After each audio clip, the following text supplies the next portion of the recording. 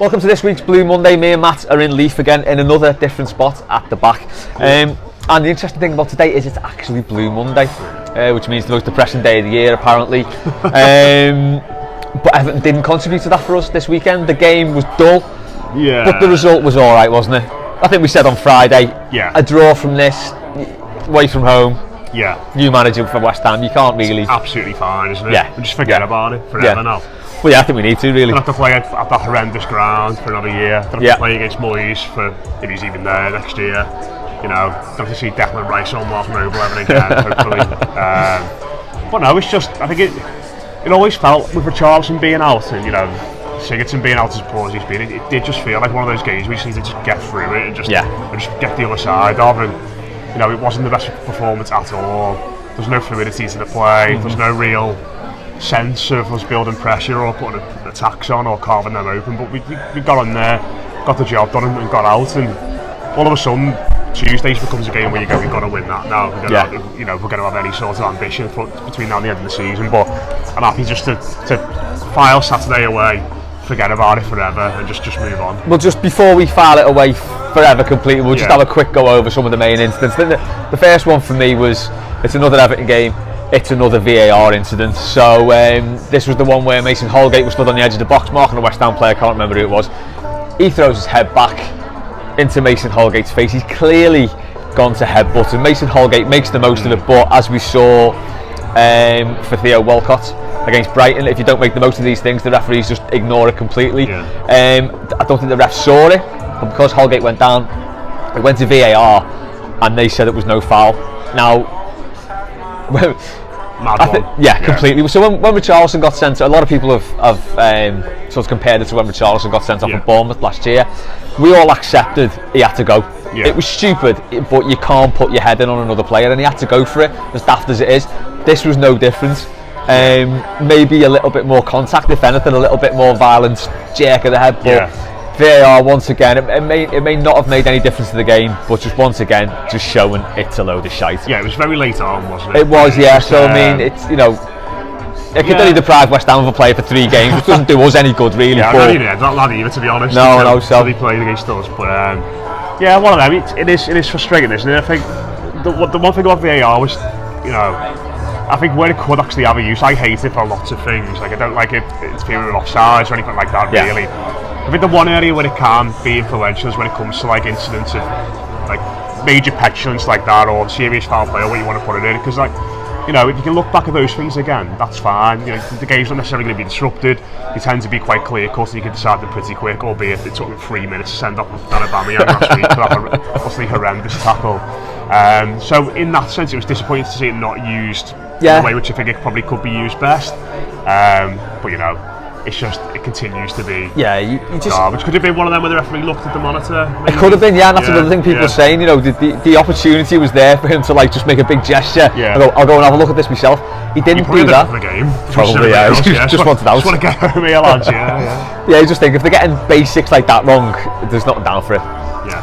He's good Holgate, wasn't he? He was very good, we're going to preview the Newcastle game in a bit, so we'll come on to him then, because I don't know if we should move him into midfield for this one, because the midfield in this game, it seemed pretty non-existent. Delph didn't have a great game. Tom Davies tried but didn't have a great game. The standout thing for Delph was obviously that stupid foul he gave away for their goal. You know, he was brought in as a player to bring some sort of leadership, sense of calm to the midfield, and he's just not doing that, is he? So he's doing the total opposite at the moment. You know, you hear reports about him, and you know, obviously we've had, you know, our very own colleague here, Paddy Boylan, said, you know, what he saw at Newcastle, where, you know, effectively shouts some obscenities towards Holgate, and you know, I think those sorts of things.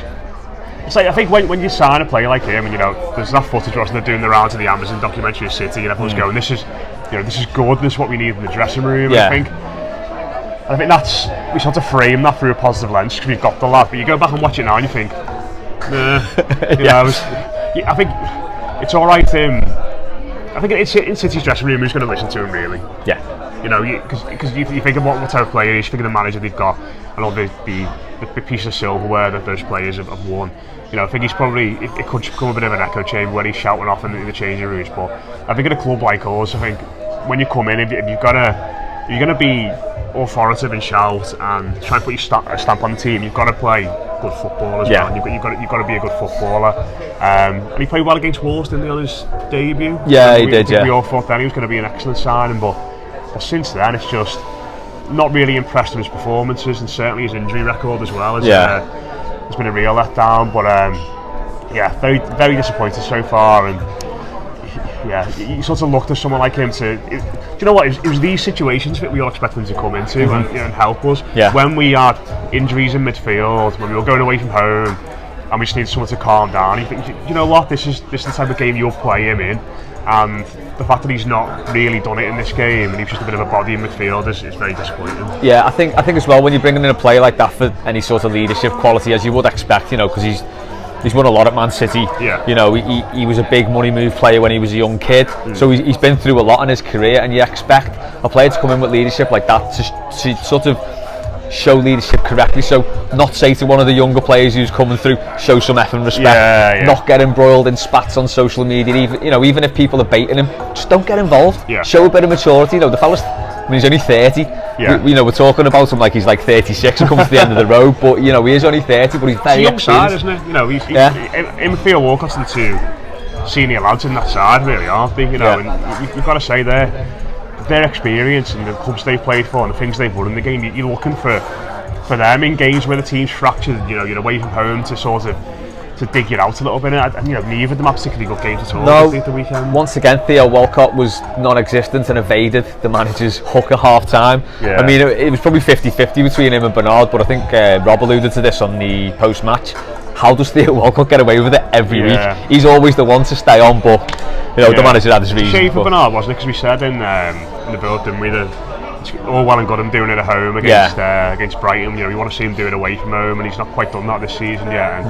And I imagine he will play against Newcastle. Obviously, we're going to come and talk about that in a minute. But I think he's the one player in our team who's got that natural creativity to sort of go past someone and thread a little ball in, or do something like that. And when he's not on it, all of a sudden we look extremely one-dimensional. I think Anthony Gordon came on for him in the second half. Tidy. Had a pretty steady debut. I think there's some people sort of looking at him, certainly on Twitter in that echo chamber, saying, is he really that good? It's like on his first ever Premier League appearance. Basically, I think to be honest, Wayne Rooney's ruined every young player we'll ever bring through, hasn't he? Because we all kind of expect, if there's a bit of a buzz about someone in the academy, we think, well, Rooney was that good, so they're all naturally going to be that good, and it never ever. We're never going to see another player like that again. So these players definitely need time. But his stats were good. He did all right. Can't have any complaints there. No, hopefully it means he's going to get more game time. I don't know if it went like Iwobi comes back and Richarlison's fit again. He might slip down the pecking order, but it'd just be nice to have him on the bench, and in circumstances like where, say we're at home and we need to get like a late goal or something like that, just to get him up for 10 minutes.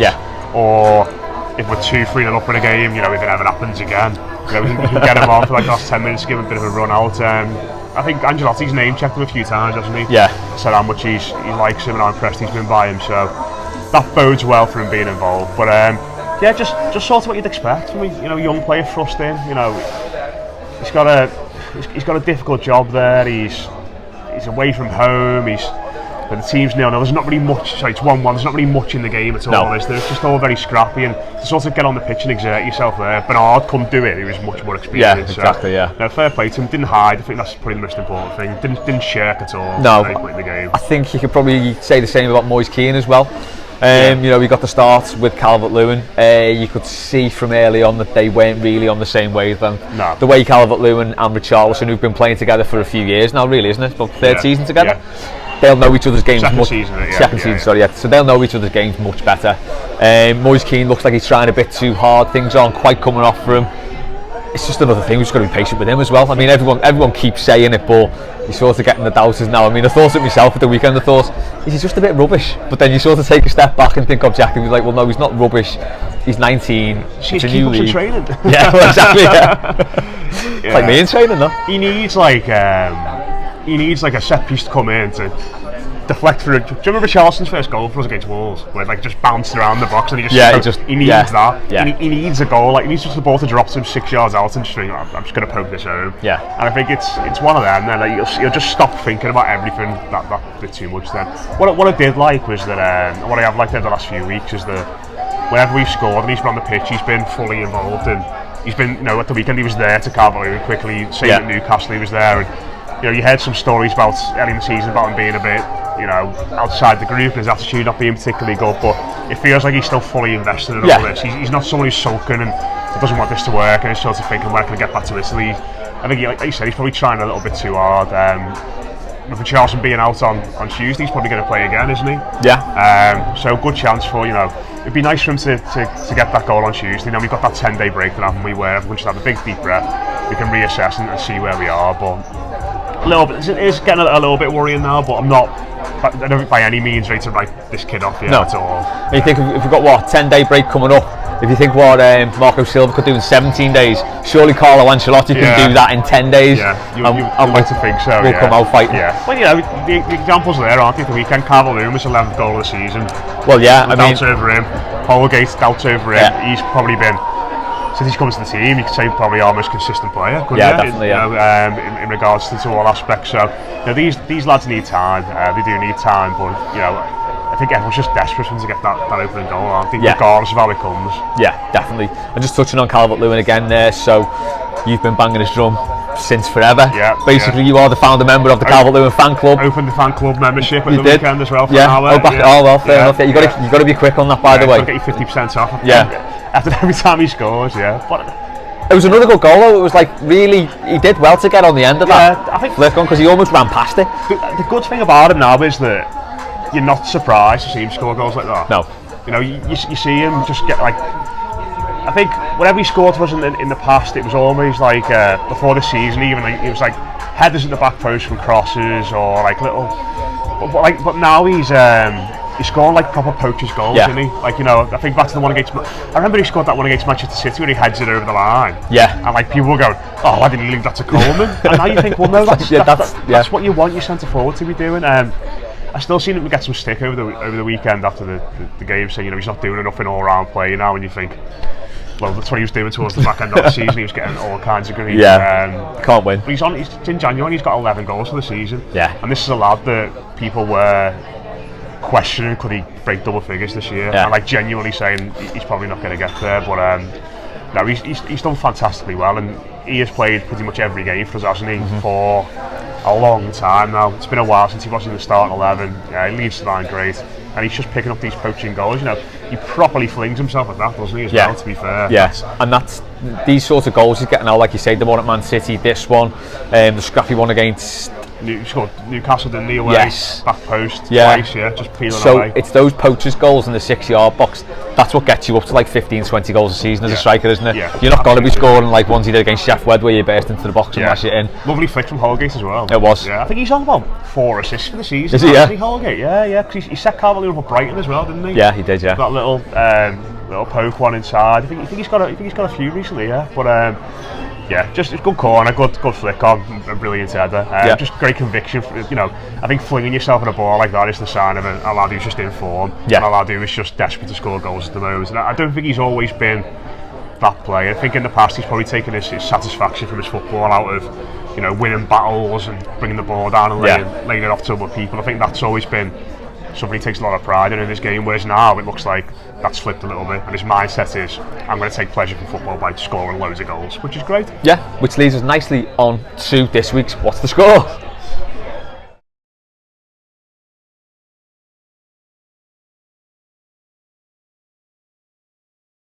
So, we're doing a 2-1 this week because it's Monday and we've got a game on Tuesday. So, Newcastle up next at Goodison Park, obviously beat them 2-1 away just less than a month ago.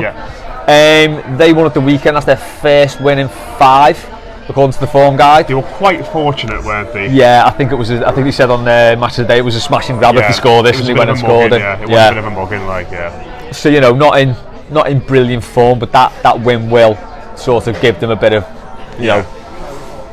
bit of positivity going into this game. They are now level on points with us. despite not winning. So that's Interesting, how bad we were beforehand, because yeah. they won 1 and 5 and on level points. I think they're 5 goals worse off than us though, so that's why we're in 11th. Okay, right. They're in 12th. We win this. I think you look at these 2 games. We've just had West Ham and Newcastle as a double, don't you? So I think you said it on Friday. Yeah, if we get 4 points out of 6, that's fine. So we've got 1 there. We need this one to really start pushing that European pack. I think this can take us up level with 8th place if results go our way, something like that. So it's going to be a tough game. And last season's game was an absolutely horrible game, wasn't it? So, well, the 1-1, wasn't it? Yeah, that absolutely was grim, dreadful game. So hopefully it won't be like that. But we've got to go in with some positivity, yeah. Yeah, they're not a good side, are No. they? You know, I think it might be famous last words here, but you know, watching them on the 28th when we played them, and you know, you just felt like they were there for the taking a lot of that day. You know, the only outlet was Andy Carroll, wasn't it? Really, you know, they just launched it up to him. Michael Keane got ragged all over the show a little bit, didn't he, by him that day? And you know, we eventually managed to come away with it. We're playing one good counter attack, wasn't it? Really showed our quality once in the second half, scored the goal, and we get away with the 3 points. But yeah, you know what you're going to get, don't you? They're just going to come and sit in. They're going to probably play 5 at the back. They'll pack midfield, and that is a worry when you consider the lack of creativity we've got. That's why I think Bernard has got to come back into the side. Like we said, he's been good at home recently. I think Sidibe should probably play at right back, just because he gives us that. You know, you're going to be doing more attacking in this game than you probably were on Saturday. I mean, that could be why he didn't play at the weekend. I imagine that's probably what he's got in mind. Yeah. And then the rest of the side sort of picks itself, doesn't it? Really, you know. I know you say about Holgate in midfield. I mean, would you go back to that? Because I think he did play in midfield up there, didn't he? Because was it Keenan? No, we Keenan played Holgate in the back. We played Sigurdsson and Davis, didn't we? Oh, sorry, and Keenan. We played that weird back 3-4 hybrid thing where Coleman tucks across and Stevie goes on the other side. Yeah, but I mean, you know, given the fact that our midfield was pretty much our midfield got outdone by Mark Noble and Declan Rice at the weekend. Yeah. Is it worth going back to that or trying something different? Because Holgate, when he stepped in there, he's looked a player, and I think he's the sort of, at the minute, I think he's playing like the sort of player John Stones thought he was. Yeah. You know, so he's got all the ball control, he reads the game well, but he doesn't dick about, basically. He doesn't do the stupid stuff that John Stones did. I would be open to that. But if you put him in midfield, then Michael Keane's got to play centre back. Yeah. And I think Keane is injury out. I think Angelotti said today as well. Oh, is he? So he's because Lewis Gibson was on the bench, wasn't he? Oh, right, okay, yeah. So I don't know if he's fit. Maybe something you can look at. But I think in midfield you need against teams like these, you need lads who are good on the ball. I think if I was picking from the midfielders we've got, so there's 3 of them, I'll pick the 3 lads who are best on the ball. But I don't know who that is necessarily. I know. Who are you best to on the ball out of Delph? Davis and Schneiderlin, you know, you probably go Delph Schneiderlin. Yeah. Ultimately, out of those 2, you know, I think the thing is though, they just carry it forward through the phases and you know, and scrap. But I think you need someone who's going to look to unlock these, because they're just going to sit in. But that's if you've got Delph and Schneiderlin, there's no attacking impetus there at all, because they will just happily pass it back between themselves and the back 4, like the situation we had at Anfield. Yeah. Where it was just constantly going back to the back 4, back to Pickford, up the field.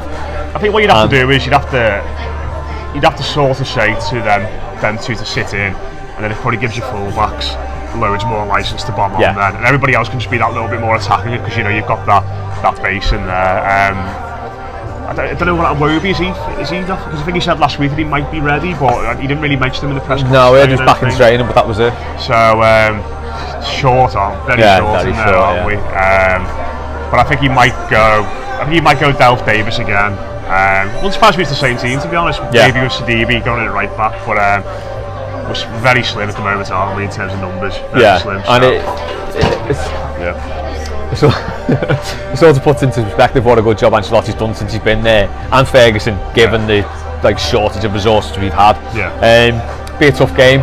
Score prediction and scoring. No one got it right the weekend, by the way. I think pretty much all of us said 2-1. Yeah, I thought we were gonna win. Yeah. So. Kate said 2-0, everyone else said 2-1. Oh, Kate. We all said Bernard as well. No video this week for you. No. You girl. I can just see it being dead similar to Brighton. Yeah, I was thinking that. Really similar. They've got not much going forward. That Almiron's coming to a bit of form, hasn't he? They've got Carroll and Joel into him, but I fancy just keep a clean sheet. It's just where we can break them down or not. I think we probably will.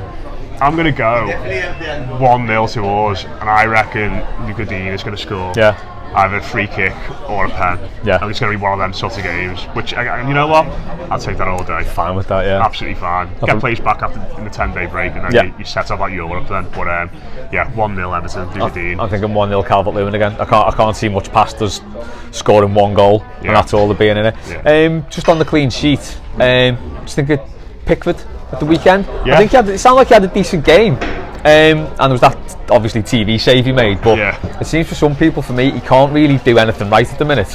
So he makes that save. It's a good save, but it's a bit overhyped. Yeah. And it's like, oh, what's he doing that for? And it's sort of like, well, he's a keeper. These are his moments.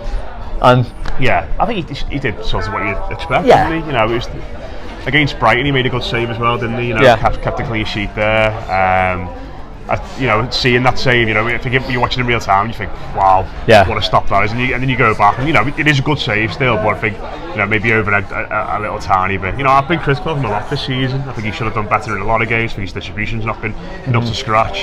I think he needs to focus a lot more during games as well. But yeah, I think the last few weeks he's probably been a bit better, hasn't he? Yeah, I think so. Yeah, maybe since that derby, he's the game against Brighton, he made a really good save there. Like I said, and at the weekend he did pretty much what you'd expect. Yeah, but I think for him it's about putting 5 games together where you don't really notice him. We don't want to be talking about Jordan Pickford on these, do we? No. No, not at all. As much as we want us to be doing well and everything, ideally we don't really speak about Jordan Pickford because we want to be talking about all the goals we're scoring and all that. Well, yeah, that's the unfortunate lot of a goalkeeper, isn't it? Yeah, they have the best games when you don't notice them. Yeah. Even if they make like a fingertip save, you have to like sort of brush it under the carpet and say, "Oh, I didn't touch it." Yeah. So you don't give away a corner. Things like that.